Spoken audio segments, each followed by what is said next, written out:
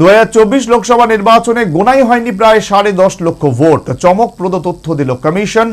ওই বিপুল ভোট গোনা হলে ফলাফল কি অন্যরকম হতো? গত লোকসভা নির্বাচনে সব মিলিয়ে প্রায় 10.5 লক্ষ ভোট গোনা হয়নি।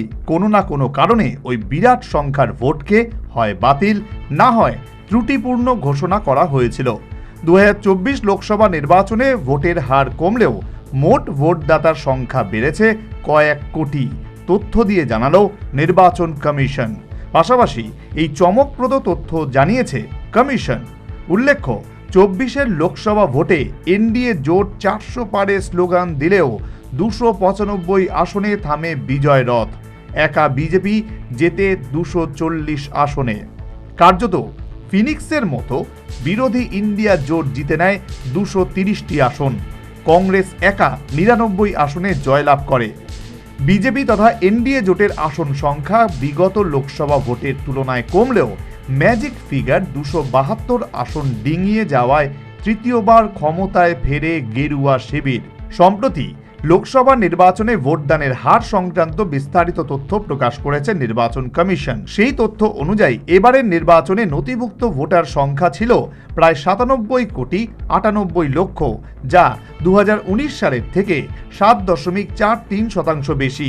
এর মধ্যে প্রায় 64 কোটি 64 লক্ষ ভোটার 2024-এ ভোট দিয়েছেন। চূড়ান্ত ভোটের হার 65.978%, যা উদ্বেগজনকভাবে 2019 এবং 2014 সালের তুলনায় এই ভোটের হার কম।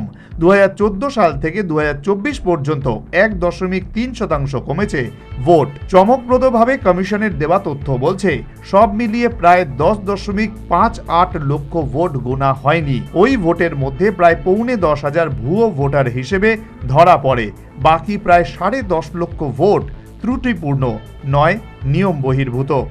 কোনো না কোনো কারণে ওই 10.5 লক্ষ ভোট বাতিল হয়েছে। প্রশ্ন হলো, ওই বিপুল ভোট বাতিল না হলে ফলাফল কি অন্যরকম হতো?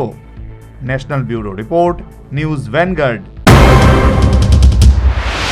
সিজা ইনস্টিটিউট অফ কিডনি সায়েন্সেস কিডনির জটিল রোগের চিকিৎসার জন্য এক উৎকৃষ্ট প্রতিষ্ঠান, যেখানে উত্তর পূর্ব ভারতের প্রথম এবিও অসামঞ্জস্য কিডনি প্রতিস্থাপন এবং মৃত ব্যক্তির কিডনি প্রতিস্থাপন করা হয়। এখানে 115টিরও বেশি কিডনি প্রতিস্থাপন এবং উত্তর পূর্ব ভারতের সবচেয়ে বেশি হিমোডায়ালিসিস করা হয়েছে, এবং এই সংখ্যা দিন দিন বাড়ছে। সিজা institute of kidney sciences Tripura সরকার সহ অরুণাচল প্রদেশ, মেঘালয়, মিজোরাম, মণিপুর এবং নাগাল্যান্ড সরকার দ্বারা স্বীকৃতি প্রাপ্ত।